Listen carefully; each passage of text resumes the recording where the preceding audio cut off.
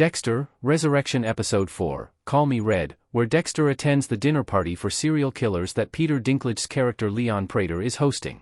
One of the greatest Dexter episodes ever is created by introducing the cast of incredible guest performers, which includes David Dastmalchian, Neil Patrick Harris, Kristen Ritter, and Eric Stonestreet.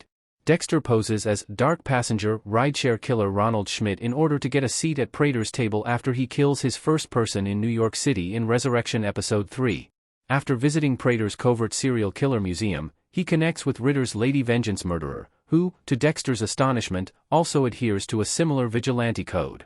In Resurrection Episode 4, Dexter returns to his cherished blood slide box, which he used to store all of his trophies, while touring Prater's murder shrine.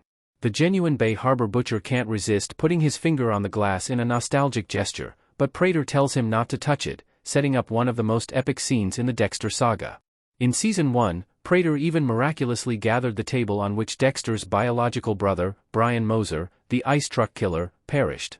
In addition to being a throwback to classics like Arthur Mitchell's Trinity Killer, Prater's collection also masterfully introduces us to brand new murderers like Rapunzel and the Tattoo Collector, who are portrayed by Stonestreet and Harris, respectively. Since Ritter's Mia, also known as Lady Vengeance, is somewhat similar to Dexter, he finds her to be an interesting character. She goes for sexual predators, like the one Harrison killed in the first episode of Dexter, Resurrection.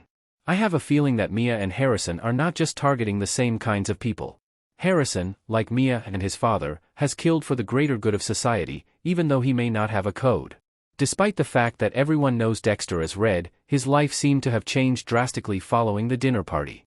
In a room full of murderers, Dexter must hide his true identity despite finally feeling noticed and validated, which is incredibly dramatic and ironic. Whether Dexter will take a chance and tell his peers who he really is will be intriguing to see. Dexter is cleverly torn between keeping Harry's code and not wanting to kill the killers who are similar to him, even after he kills Lowell, also known as the Tattoo Collector, at the end of Resurrection Episode 4.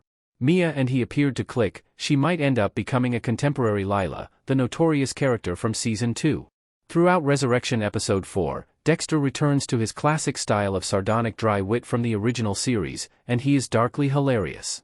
He complained about Red's vegan dinner choice and called Rapunzel the ponytail guy in his inner monologue, only to eat 2 chili dogs right after the party.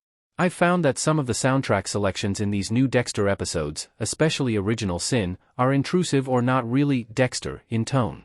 Nonetheless, the various songs that are featured in Dexter, Resurrection serve their intended functions effectively and complement the majority of sequences, particularly Stayin' Alive by the Bee Gees, which is played while Detective Wallace enters an investigative state.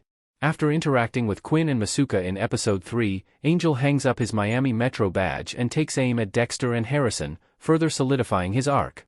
His collaboration with Wallace and Olivia is ideal, and it should begin to establish a connection between Harrison and Dexter in upcoming episodes.